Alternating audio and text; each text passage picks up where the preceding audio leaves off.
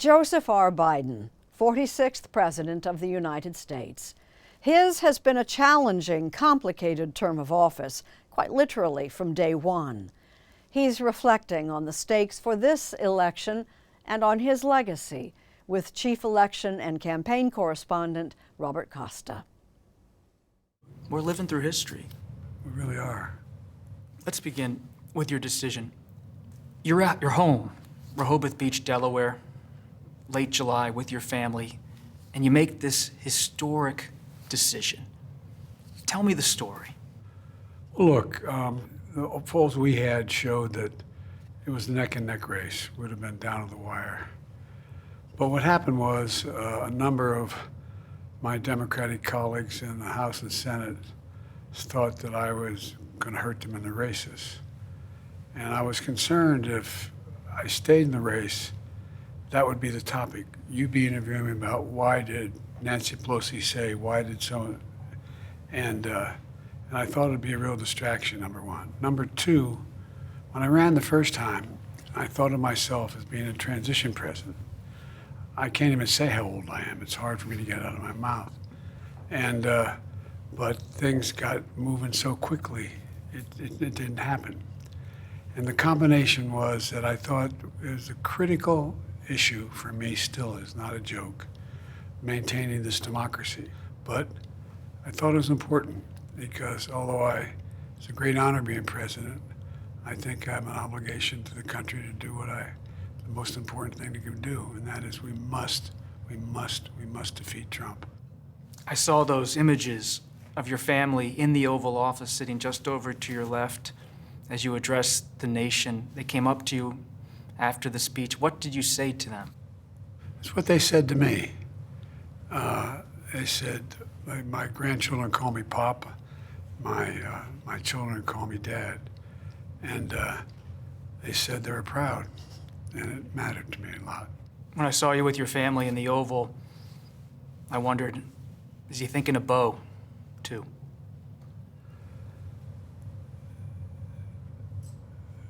Look, I can honestly say that I think of him all the time. Whenever I have a decision that's really hard to make, I literally ask myself, what will Bo do? He should be sitting here being interviewed, not me. He was really a fine man. You know, Bo was committed to my staying committed. We had a conversation toward the end when we knew he wasn't going to live. And he said, Dad, we know what's going to happen. He said, I'm going to be okay, Dad. I'm all right, I'm not afraid. But Dad, you got to make me a promise. I said, what's that, Bo? He said, I know when it happens, you're going to want to quit. You're not going to stay engaged. He went to my dad, he said, look at me. Look at me, Dad. Give me your word as a Biden. When I go, you'll stay engaged. Give me your word. Give me your word. And I did. And then that's why I had not planned on running after he died. And then Charlottesville happened. In 2017, white supremacist demonstrations in Charlottesville, Virginia turned deadly when, on August 12th, Heather Heyer, a civil rights activist, was murdered in what the Justice Department called a hate-inspired act of domestic terrorism. Biden has long traced his decision to run in 2020 to that moment. It really is the beginning of your journey to the presidency. As you look at American democracy 7 years later, how do you see it? When I spoke to the mom who lost her daughter as a consequence of those neo-Nazis and white supremacists come out of the fields in America with torches, carrying Nazi banners, singing the same sick anti-Semitic bile that was sung in Germany in the 30s. And when her daughter was killed, the press went to the then President Trump and said, what do you think? He said, they're very fine people on both sides. And I knew then, I had to do something. And that's how I decided to run, because democracy was literally at stake. And and then he evidenced everything that we thought. January 6th, when attack on the Capitol. He talked about now, because he now talks about making sure they're all let out of prison. They're going to pardon them. Think of this. Every other time the Ku Klux Klan's been involved, they've wore hoods so they're not identified. Under his presidency, they came out of those woods with no hoods, knowing they had an ally. That's how I read it. They knew they had an ally in the White House. And he stepped up for them. Are you confident that there will be a peaceful transfer of power in January 2025? If Trump wins, no, I'm not confident at all. I mean, if Trump loses, I'm not confident at all. He means what he says. We don't take him seriously. He means it. All the stuff about if we lose, there'll be a bloodbath. It's have to be a stolen election. Look what they're trying to do now in the local election districts where people count the votes. They're putting people in place in states that they're going to count the votes, right? You can't love your country only when you win.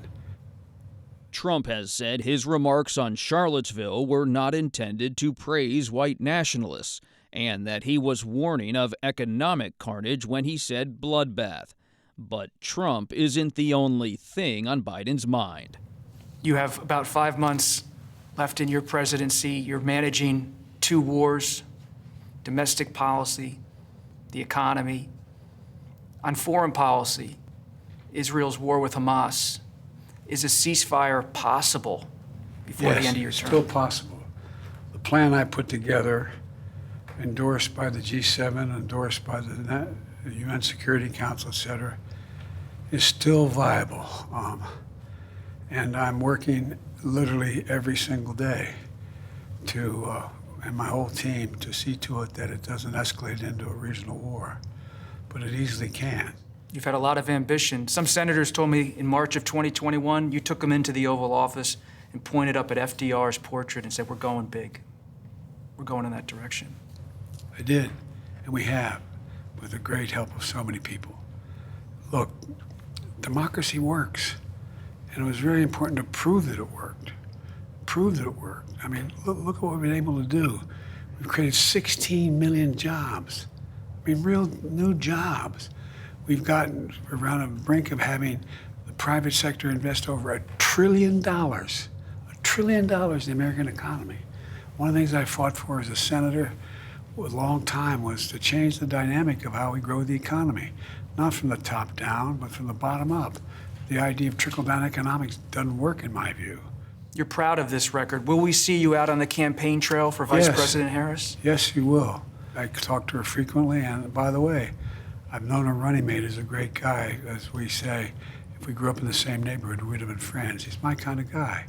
He's real, he's smart. I've known him for several decades. I think it's a hell of a team. To those who have expressed skepticism about how much you'll be on the trail or about the rest of your term, raise questions about your health, what do you say to them? All I can say is watch, that's all. Look, I had a really, really bad day in that debate because I was sick. But I have no serious problem. I was talking to Governor Shapiro, who's a friend. We have to win Pennsylvania, my original home state. He and I are putting together a campaign tour in Pennsylvania. I'm going to be campaigning in other states as well. And I'm going to do whatever Kamala thinks I can do to help most. We had this conversation in the president's private residence, here in the White House Treaty Room, where historic peace agreements have been signed. Watching over us, Ulysses S. Grant, the general-turned-president who labored to restore the Union after the Civil War. When you think about the presidency, we're here in a special room in the residence, so much history in this room. How do you want history to remember President Biden? That he proved democracy can work. It got us out of a pandemic. It produced the single greatest economic recovery in American history. We're the most powerful economy in the world. We have more to do. And it demonstrated that we can pull the nation together. Look, I've always believed, and I still do, the American people are good and decent. They're honorable people. When I announced my candidacy to run way back for president, I said we got to do three things: restore the soul of America, build the economy from the middle out and the bottom up, not the top down, and bring the country together. No one thought we could get done, and including not my own people, what we got done. But one of the problems is I knew all the things we did were going to take a little time to work their way through. So now people are realizing, oh, that highway, oh, the big mistake we made, we didn't put up signs saying Joe did it. Folks, the people of this nation have spoken. 4 years ago, what Joe did was defeat Donald Trump. Now, with Trump attempting to return to the White House, Biden is sounding the alarm, in a way sitting presidents rarely, if ever, do. The stakes are that high to you. I give you my word, I think they're that high. Mark my words. If he wins this this election, watch what happens. It's a danger. He's a genuine danger to American security. Look, we're at an inflection point in world history. We really are. The decisions we make in the last 3-4 years and the next 3 or 4 years are going to determine what the next 6 decades look like. And democracy is the key. And that's why I went down and made that speech at Johnson Center about the Supreme Court. Supreme Court is so out of whack, so out of whack. And so I propose that we limit the terms to 18 years. So anyway, there's little regard by the MAGA Republicans for the political institutions. That's what holds this country together. That's what democracy is about. That's who we are as a nation. Mr. President, thank you. Well, thank you. I appreciate it. It's an honor to be with you. An honor to be in this room with you. Thank you.